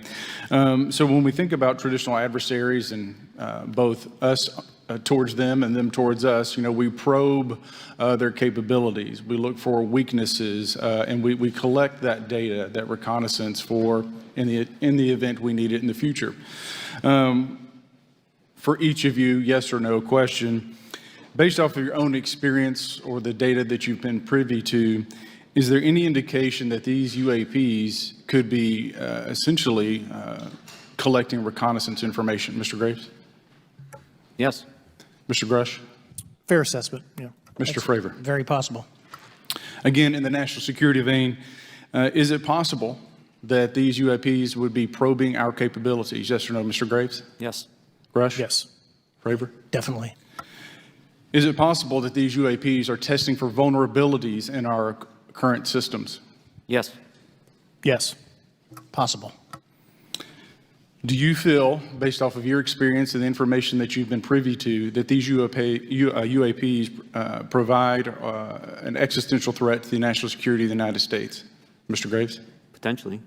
Yes, sir, potentially. Same answer, potentially. Yeah, I'd say Fravor? definitely, potentially. Mr. Graves and Fravor, in the event that your encounters had become hostile, would you have had the capability to defend yourself, your crew, your aircraft? Absolutely not. Sir? No. Is Based off of the information that you've been privy to, is there any indication that these UAPs are interested in our nuclear technology and capabilities? Yes. By external observation, sure, that could be a fair assessment, yeah. Yes. Is there any indication that the Department of Energy is involved in UAP data collection and housing? I don't have an answer. I can't confirm or deny that in a public setting. And could you do it in a secure setting? Yes. Mr. Fravor. No, I don't know.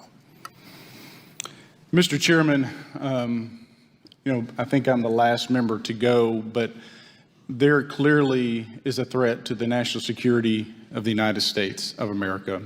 As members of Congress, we have a responsibility to maintain oversight and be aware of these activities so that, if appropriate, we take action.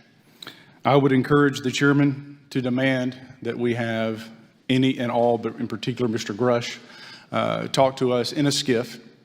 And if that access is denied, I will personally volunteer to initiate the Holman Rule against any personnel or any program or any agency that denies access to Congress. Mr. Chairman, with that, I will yield the remainder of my time to my fellow colleague from Tennessee, Mr. Burchett. Thank you, Mr. Chairman. Thank you, Mr. Ogles, for the great questions, brother.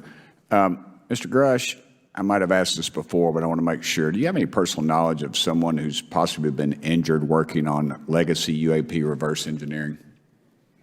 Yes. Okay. How were they injured? Is it something like a radioactive type situation or something we didn't understand? I've heard people talk about Havana syndrome type incidences. What was your recollection of that? I can't get into specifics, but you could imagine assessing an unknown unknown. There's a lot of potentialities you can't fully prepare for. How do you think we ought to handle UAP whistleblower complaints like yours in the future?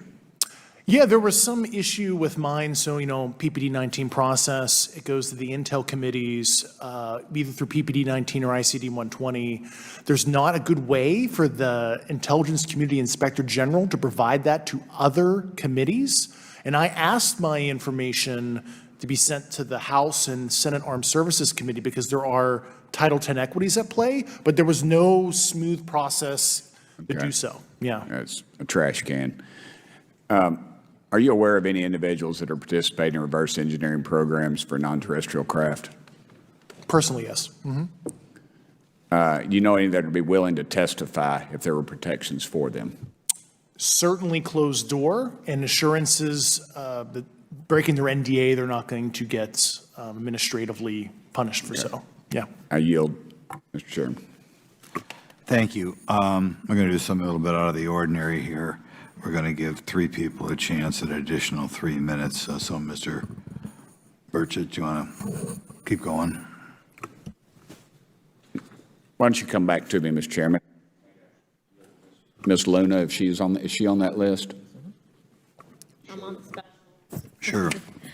Chairman, I'd like to submit for the record an article by News Nation, and it follows Mr. Grush's full interview for the record. Without objection. Thank you. Mr. Grush, why is it that you refer to the phenomenon as non-human intelligence? Why deviate from the basis of extraterrestrial life? I think the phenomenon is very complex, and I like to leave an open mind analytically to specific origin. When you say specific origin, are you referring, can you elaborate on that for those that might not? If it's a traditional extraterrestrial origin or something else that we don't quite understand from either a biological or astrophysics perspective, yeah, I just like to keep an open mind on what it could be, yeah. Okay, and referring to your News Nation interview, you had referenced specific treaties between governments. Article 3 of the Nuclear Arms Treaty with Russia identifies UAPs. It specifically mentions them. To your knowledge, are there safety measures in place with foreign governments or other superpowers to avoid an escalatory situation in the event that a UAP malevolent event occurs? Yeah, you're referring to a public treaty in the UN Register. It's funny you mentioned that. Yeah, the Agreement on Measures to Reduce the Risk of Outbreak of Nuclear War, signed in 1971. Unclassified treaty, publicly available. And if you cite the George Washington University National Security Archives, you will find the declassified in 2013 specific provisions in the specific red line flash message traffic with the specific codes pursuant to Article 3 and Article, also Situation 2, which is in the previously classified NSA archive. What I would recommend, and I tried to get access, but I got a wall of silence at the White House, was those specific incidents when those message traffic was used. I think some scholarship on that would open the door to a further investigation using those publicly available information. Thank you. And then my last question with 51 seconds remaining. You mentioned white-collar crimes potentially being taking place in regards to a cover-up. Can you please elaborate? I have concerns based on the interviews I conducted under my official duties of potential violations of the Federal Acquisition Regulations, the FAR. Thank you very much. Chairman, I yield the remainder of my time. Okay, we'll go to Mr. Raskin for 3 minutes. Thanks, Mr. Chair, and I thank the witnesses for their endurance and service today. Mr. Fravor, you've described your episode in detail now, and you call it the most credible UFO sighting in history.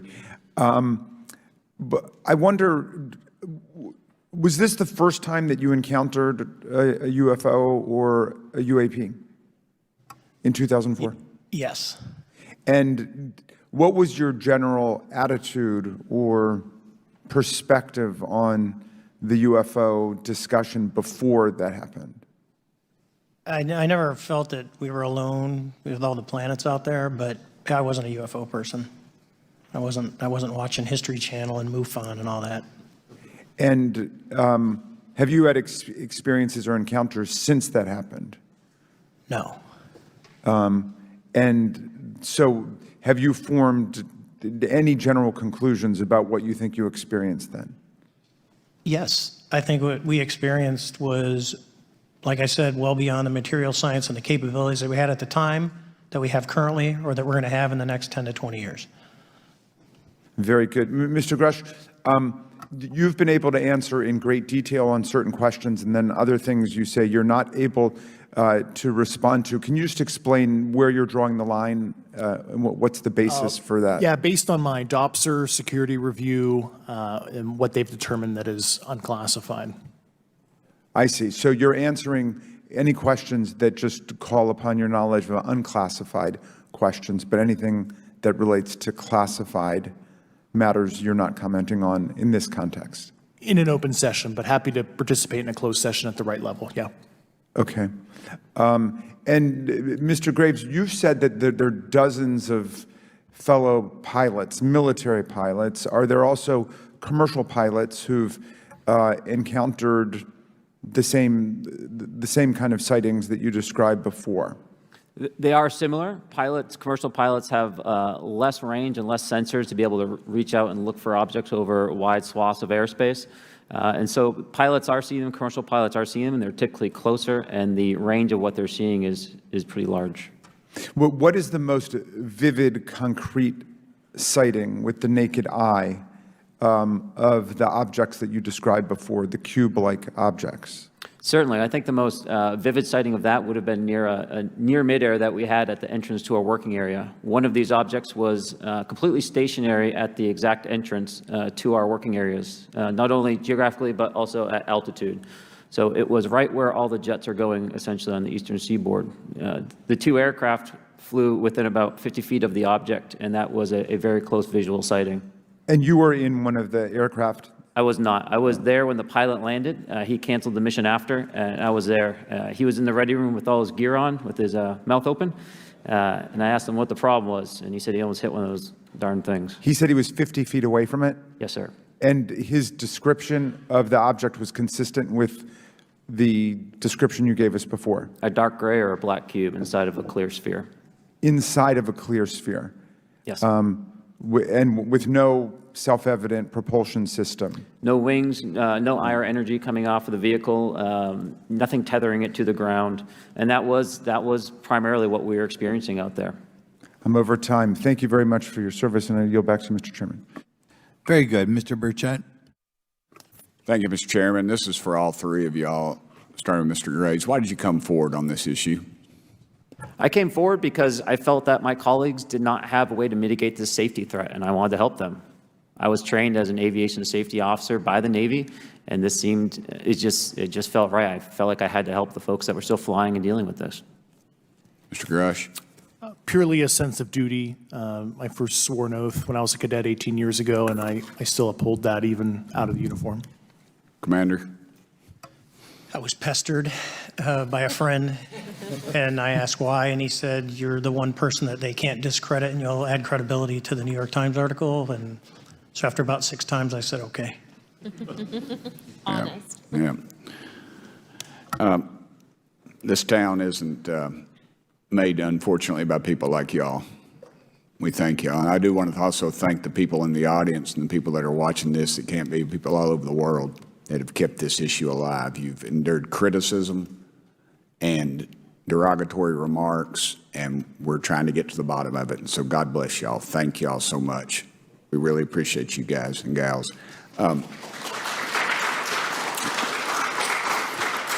That's why we need term limits. Y'all keep clapping, us politicians just keep talking. So let me ask y'all, how can the public contribute to UAP reporting, and what avenues you think are available to the public to report these sightings? Well, right now, I don't think there is a lot of public options for every man to be able to report on this. I think even for professionals that have sensor data that are seeing these on a regular basis, they're still hesitant to come forward. And so for the general public, I think encouraging the conversations that we're having today, looking for technology solutions that can be distributed so that objective data can be gathered is the first place to go. Mr. Grush? I'll just touch on the whistleblower side of it. I do encourage, current and former military, intelligence community, and industry contractors to come forward in a legal way, either through the IC or DoD or whatever the cognizant IGs are, to lead, join me in this discussion. Commander, and I guess I should say this for the record. My daddy was United States Marine Corps, 1st Marine Division, so. Hoorah. Yes, sir. He was old school, him and Chesty Puller on Peleliu, so thank you, wow. brother. Wow. Yes, sir. I'm not anything like my daddy. He was incredible. I'm very mediocre, to say the least, but go ahead. You seem to be doing fine. Yeah. For me, I was an accident investigator, so the biggest thing to learn, and I think that witnesses need to do is, one, don't try and make the fish bigger than it was. Stick to the facts, write it down, and don't speculate what you think it is because it will sway your decision. Just write the facts down. We can get all the facts together and we can start to investigate and get a real honest story instead of it was this big. Thank you all, and I want to thank everybody. We made history today. Mr. Chairman, I yield. Thank you much, Mr. Garcia. Thank you. I know now we're going to be making some closing remarks, and so I just wanted to say a few things. First, to our witnesses, I want to thank all of you for being here with us today. I know that it takes a lot of courage. You're telling really important information to this committee, and I just want to thank you also for all three of you, your service to our country. I also want to just note that today's hearing was both important but also serious, and I want to thank our subcommittee chairman, Mr. Grothman, I think for running a very fair and substantive hearing. I do want to thank the committee staff on both sides for the amount of work that it took to put this hearing in place, and certainly to all the members that have been involved in this issue prior to the hearing. I also want to note for our witnesses and for the public that I'm a freshman member of Congress and I've only been here for 7 months, but this is by far the most bipartisan conversation and discussion that I have seen happen in the Congress. And I think that a topic of this significance as it relates to our national security, and as it relates to information that we're trying to gather for the American public, does bring people together, and I think that's been really great to see. I think it's also important to note for the public, today in our hearing, we had on our side also both our full ranking member, which is Mr. Raskin, and our vice ranking member, which is Ms. Ocasio-Cortez, both here at our hearing. I think it shows the importance and seriousness that our side of the aisle is taking to this important hearing, but also to the broader issue as it relates to working with our Republican counterparts on this committee. I want to additionally add that I think it's really important that we have and continue these discussions and these hearings. Clearly, there's a lot of information that we don't know, but it's also very clear that we have to continue our investigation and accountability on asking the right questions and ensuring that they're part of the public record. One thing that was important today is some folks might wonder, why are we asking questions that might already be out there or that have been asked before? It's important that they're asked and put into the public record as it relates to this committee. And so I want to thank you for, answering some questions multiple times. I know not just in maybe meetings you had with some members, but also here in the public. Let me also just add an additional note that it's important also that our friends in the media and those that are not just reporting on this hearing, but that have reported on this topic and that may in the future, the media has an important role in this process. And it's very important that the media engages, does independent investigation, and reports on not just what happened today, but what they see independently as what is happening around UAPs in the broader community. That is also an important public benefit that we have in trying to get the information and the facts as it relates to this.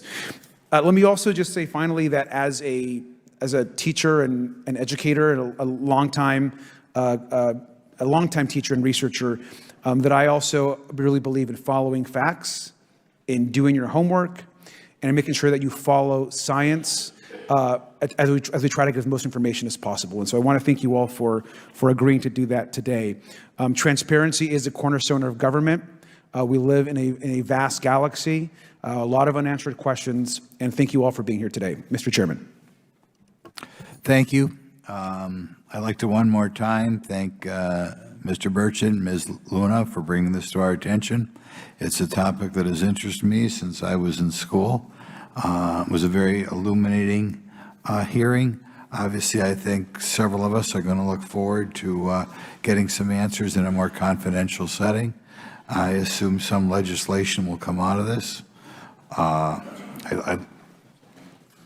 Sure. I apologize, Mr. Chairman. I need to compliment the folks in my office that did a lot of the work on this. Rachel and Noah sitting behind me here. They're very quiet and humble, but if without them, this thing would not have come off like it did, so I apologize. Thank you. I think we're going to want to look into what we can do to make more of this information public. I think there's certainly a time period after which it should always be made public, and people have been concerned about these issues, like I said, since I was in high school. But in any event, I'd like to thank everybody who was here, sticking through the entire hearing. Without objection, the members will have 5 legislative days to submit materials and to submit additional written questions for the witnesses, which will be forwarded to the witnesses for their response. If there's no further business, without objection, the subcommittee stands adjourned.